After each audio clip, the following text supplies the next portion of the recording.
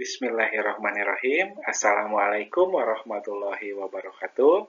Bertemu lagi bersama saya, Dede Ridwana, tutor materi PKBM Bina Pandu Mandiri Ciamis.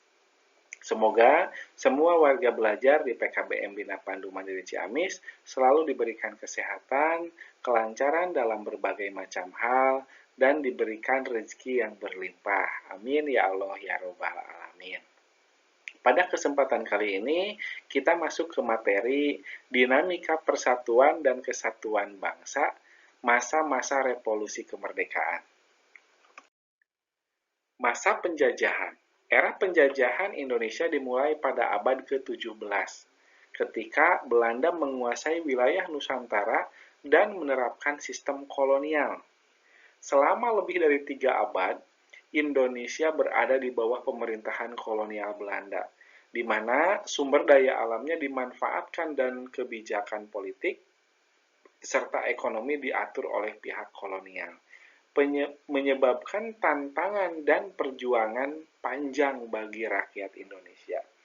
Nah, Bapak Ibu mungkin pernah mendengar cerita kakek dan nenek kita terlebih dahulu, karena yakin dari kakek nenek kita atau uyut kita itu adalah pernah ikut berjuang untuk memerdekakan kemerdekaan Republik Indonesia tercinta kita, itu pasti menceritakan tentang masa penjajahan. Ketika tidak aman akan melakukan sesuatu hal, akan melakukan ibadah, itu juga sama ada di masa penjajahan.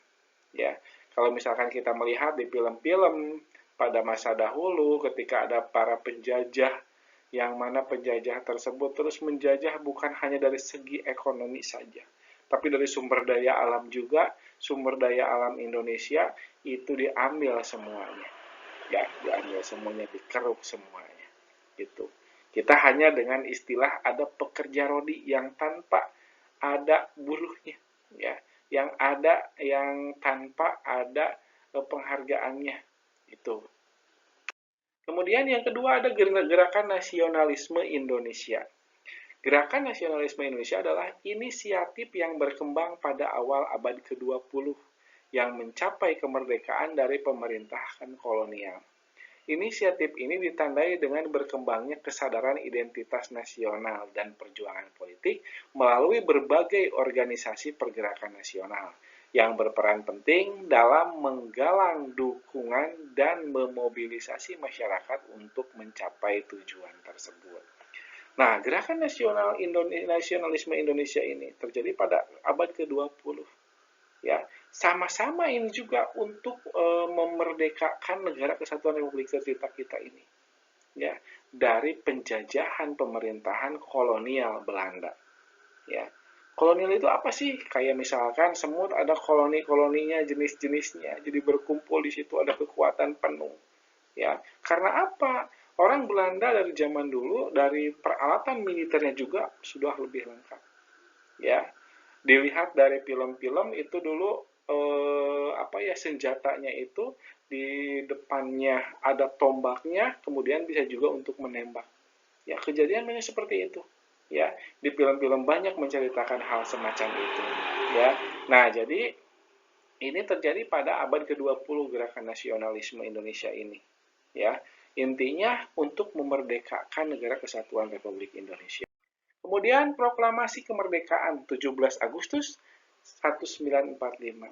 Proklamasi kemerdekaan Indonesia pada tanggal 17 Agustus 1945 menandai titik balik penting dalam sejarah bangsa ketika Soekarno dan Muhammad Hatta secara resmi menyatakan kemerdekaan Indonesia. Momen bersejarah ini adalah hasil dari perjuangan panjang dan merupakan simbol dari tekad serta cita-cita rakyat Indonesia untuk menjadi negara yang merdeka dan berdaulat. Itu. Makanya kita kalau misalkan sedang 17 Agustusan setiap tahunnya, kita selalu memperingati HUT Republik Indonesia, HUT Kemerdekaan Republik Indonesia pada tanggal 17 Agustus. Semuanya ikut upacara, masyarakat ikut upacara.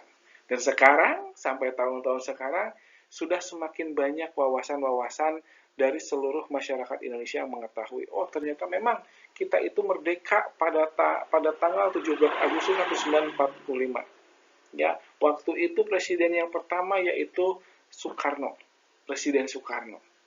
Ya, itu. Dan disinilah ya mulai terbentuknya susunan-susunan kabinet. Cuman kita masih terus mempelajari, masyarakat atau pimpinan-pimpinan wilayah masih mempelajari harus seperti apanya. Makanya di pas 17 Agustus ini ada momen kemerdekaan lepas dari penjajahan-penjajahan Belanda. Ya. Masa revolusi kemerdekaan Indonesia pada tanggal 18 Agustus 1945 sampai 27 Desember 1949. Bangsa Indonesia pada masa ini menghadapi kolonial Belanda yang ingin kembali menguasai. Ditariknya tawanan Jepang yang kalah perang sekaligus menghadapi berbagai pemberontakan, selama masa revolusi ini terjadi peperangan antara negara Indonesia yang merdeka, yakni antara Republik Indonesia dan Kerajaan Belanda, kolonial Belanda. Ketika kita sudah merdeka, ada lagi dari Belanda ini menyerang lagi, ingin mengambil alih kemerdekaan lagi. Ya, tapi untungnya pasukan kita kuat, tentara kita kuat, masyarakat kita bersatu padu untuk melawan penjajah kembali. Masa Republik Indonesia Serikat atau disingkat dengan RIS 27 Desember 1949 sampai 17 Agustus 1950. Konstitusi Republik Indonesia Serikat tahun 1949 kemudian menjadi dasar terbentuknya federasi dari 15 negara bagian. Presiden pada masa ini adalah Soekarno dan Dr. Andes Muhammad Hatta sebagai Perdana Menterinya. Ya, Bapak Ibu. Nah, ini pada masa Republik Indonesia Serikat atau disingkatnya dengan RIS pada tanggal 27 Desember 1949 sampai 17 Agustus 1950. Nah, itu Bapak Ibu materi yang bisa disampaikan pada kesempatan kali ini. Semoga bisa bermanfaat untuk kita semua. Dan jangan lupa Bapak Ibu untuk mengerjakan penilaiannya. Untuk mendapatkan hasil yang maksimal.